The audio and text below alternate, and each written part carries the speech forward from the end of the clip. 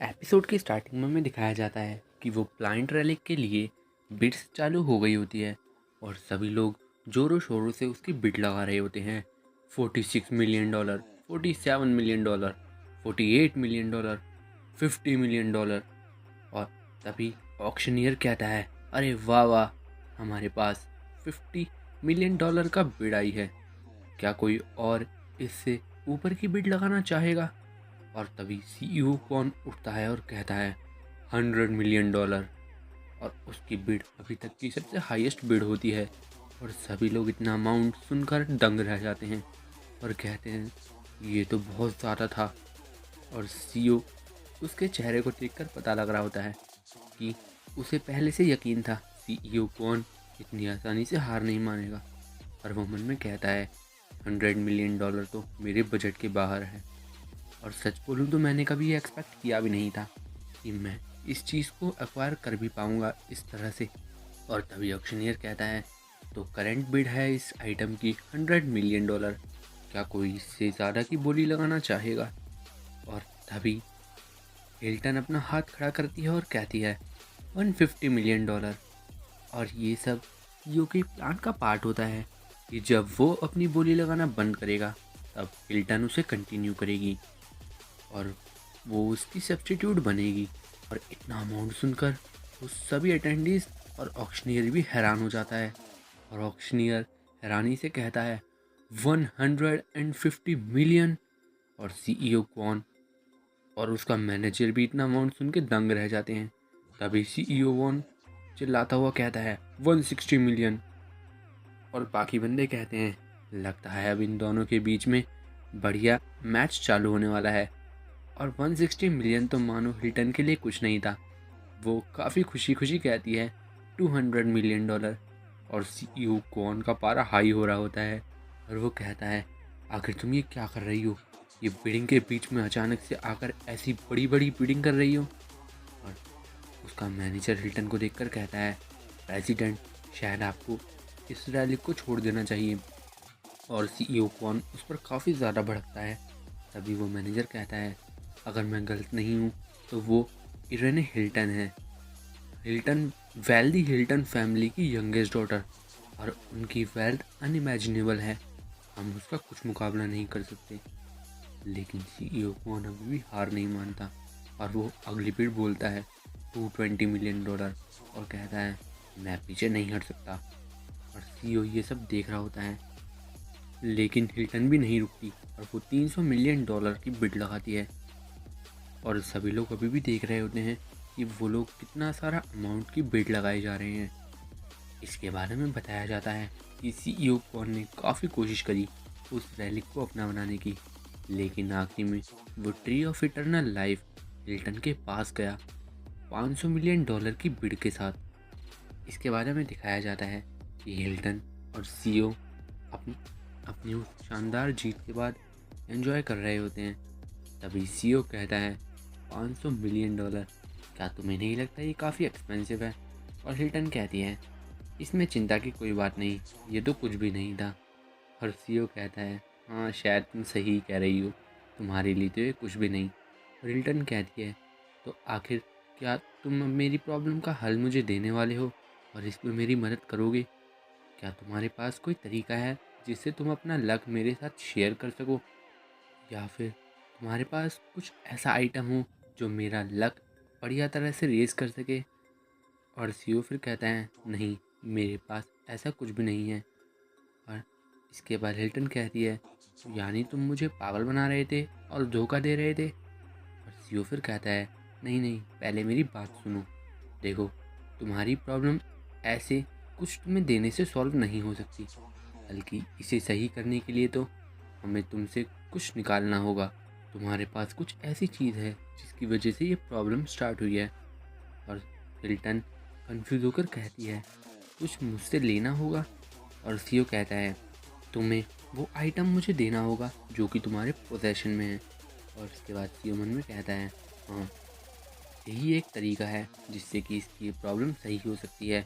अगर ये मुझे अपना वो बैंक्रप्सी रैलिक दे दे, और ये मेरे लिए काफ़ी बढ़िया बात होगी क्योंकि इसका मतलब ये होगा कि वो रैलिक अब मेरा हो जाएगा। और सीईओ फिर हिल्टन से कहता है, देखो मुझे यकीन है कि तुम्हारे पास कुछ तो ऐसी चीज़ है आसपास जो तुम्हारा पीछा करती रहती है, और तुम अगर वो चीज़ मुझे हैंड ओवर कर देती हो तो तुम्हारी ये प्रॉब्लम हल हो जाएगी। और इसके बाद हिल्टन सोचती है कि आखिर वो क्या चीज़ हो सकती है, लेकिन उसे कुछ याद नहीं आता और वो कहती है, ऐसी कोई चीज़ जो मेरा पीछा कर रही है, नहीं, मुझे कोई आइडिया नहीं है कि वो क्या है। और सीईओ फिर कहता है, नहीं, ऐसा तो हो ही नहीं सकता, ध्यान से सोचो, ज़रूर वो तुम्हारे पास ही होगी, वो आइटम तुम्हारे पास होगा ही, वरना ऐसा तो नहीं हो सकता। और हिल्टन सीईओ से कहती है, मैंने काफ़ी ट्राई किया लेकिन मुझे कुछ समझ नहीं आ रहा। और इसके बाद सीईओ कहता है, तो टैटूज़ का क्या, क्या कोई टैटू अचानक से तुम्हारी बॉडी पर अपीयर होना शुरू हुआ? और अब हिल्टन को कुछ याद आता है।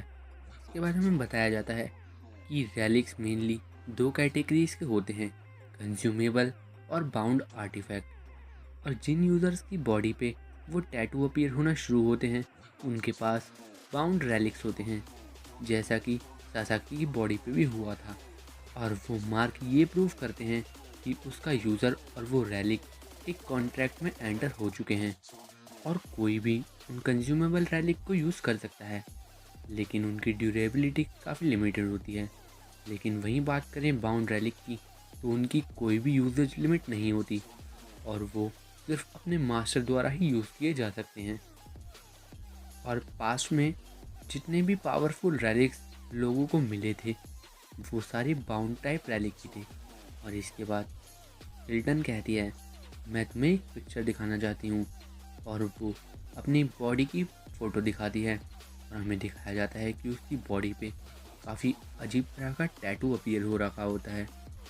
और सीईओ वो देखकर कहता है, ये तो। और हिल्टन कहती है, क्या हुआ, क्या कुछ गलत है? और सीईओ मन में कहता है, इरेनी का रैलिक तो एक पैरासाइट टाइप रैलिक है और ये काफ़ी ज़्यादा रेयर होता है और फोर्सफुली अपने यूज़र की बॉडी में रहता है। और मुझे लग भी रहा था कि इसका रैलिक एक गॉड टियर रैलिक है, तो ये इतना ताकतवर तो होगा ही, कुछ ना कुछ तरीका ढूंढ ही लेगा अपने यूज़र से अटैच रहने का। लेकिन आखिर इसका रैलिक किस काइंड का रैलिक है? लेकिन इससे एक बात तो साफ़ होती है कि मैं इस रैलिक को एक्सट्रैक्ट तो नहीं कर पाऊँगा इसकी बॉडी से। और इसके बाद सीईओ हिल्टन से कहता है, मुझे लगा था कि ये काफ़ी सिंपल होगा, लेकिन ये मेरी गलती थी। ये लो, ये है मेरा नंबर, और आगे चल के हम पर जब भी थोड़ा टाइम होगा तो हम इसका सॉल्यूशन साथ में ढूंढने की कोशिश करेंगे। इसके बाद सीईओ वहाँ से जाने लगता है और मन में कहता है, मैं अगर इसकी बॉडी से ये रेलिक फोर्सफुली एक्सट्रैक्ट नहीं कर सकता तो यही मेरी बेस्ट अपॉर्चुनिटी होगी कि मैं इसे अपना दोस्त बना लूँ। और अपने कनेक्शंस बढ़ाना बुरा आइडिया नहीं है, ये आगे चलकर मुझे काफ़ी फ़ायदेमंद पड़ सकता है। इसके बाद हमें दिखाया जाता है कि सीईओ अपने रैलिक्स लेने गया होता है और वो बंदा वहाँ कहता है, आलमंड सैम्पलिंग की पेमेंट रिसीव हो गई है और बाकी के आइटम्स की पेमेंट रिसीव होने के बाद आप उन्हें ले जा सकते हैं। इसके बाद सीईओ युंगू को फ़ोन मिलाता है और उस बंदे से कहता है, ठीक है, मैं अपने लोगों को इधर पैसों के साथ भेजता हूँ। लेकिन युंगू उसका फ़ोन ही नहीं उठा रहा होता और सीईओ कहता है, आखिर ये मेरा फ़ोन क्यों नहीं उठा रहे, कुछ तो गड़बड़ है। और सीईओ को याद आता है कि उसने उन लोगों से पैसों को संभाल के रखने के लिए कहा था, और अब उसे थोड़ा थोड़ा शक होने लगता है कि कहीं शिंगू और उसके दोस्तों की नीयत तो नहीं ख़राब हो गई। और इसके बाद सीईओ उस बंदे से कहता है, एक्सक्यूज़ मी, क्या तुम मुझे एक फेवर कर सकते हो? ये ज़्यादा मुश्किल नहीं होगा और इसके लिए मैं तुम्हें काफ़ी सारा पैसा भी दूंगा। इसके बाद हमें शिंगू और उसके दोस्त दिखाए जाते हैं जो कि सीईओ का पैसा लेकर भाग रहे होते हैं। और तभी उसका दोस्त कहता है, हम काफ़ी दूर आ गए हैं बॉस, अब हमें एक ब्रेक लेना चाहिए। और सिंगू कहता है, सही में मुझे भी लगता है कि अब हमें थोड़ी सांस लेने की ज़रूरत है, तुम लोगों के पास सारे बैग हैं क्यों, है ना? और उसका साथी कहता है, हाँ बॉस, अब हम रिच हैं। और सिंगू कहता है, अब हमारी लाइफ बिल्कुल बढ़िया हो जाएगी। और तभी कुछ चीज़ आकर सिंगू के साइड पर लगती है, बिल्कुल करीब से, और सिंगू काफ़ी हैरान हो जाता है। और हमें दिखाया जाता है कि सीईओ वहाँ आ गया होता है जो कि काफ़ी गुस्से में होता है और वो कहता है, तुम्हारी इतनी हिम्मत मेरा पैसा लेकर भागोगे। और सीओ को वहाँ देखकर सिंगू और उसकी गैंग काफ़ी डर जाती है। और सीओ कहता है, तो तुम यही सोच रहे होगे कि मैंने तुम्हें कैसे ढूंढा। मैंने तुम्हें इस गोल्डन एक्स की बदौलत ढूंढा, और अब ये ट्राई मत करना तुम मुझे कोई एक्सक्यूज़ देकर बहला फुसला लोगे, वरना तुम अपनी मौत को दावत दे रहे होगे। और तभी सीओ अपनी जेब में से एक अलग टाइप का रैलिक निकालता है जो स्टोन जैसा दिख रहा होता है, और सिंगू से देखकर कहता है, ये क्या है, कोई प्यूमिक स्टोन। और सीओ कहता है, खुद देखो और जान जाओ। और तभी उसमें से एक पीछे बड़ा स्टोन आता है, सीओ के बिल्कुल पीछे। और सीओ कहता है, द कोड ऑफ हामूराबी, एक ऐसा लॉ किंग हामूराबी ने क्रिएट किया था बेबीलोनियन टाइम्स में। और सिंगू और उसके दोस्त उसे देखकर हैरान होते हैं और कहते हैं, आखिर ये क्या है।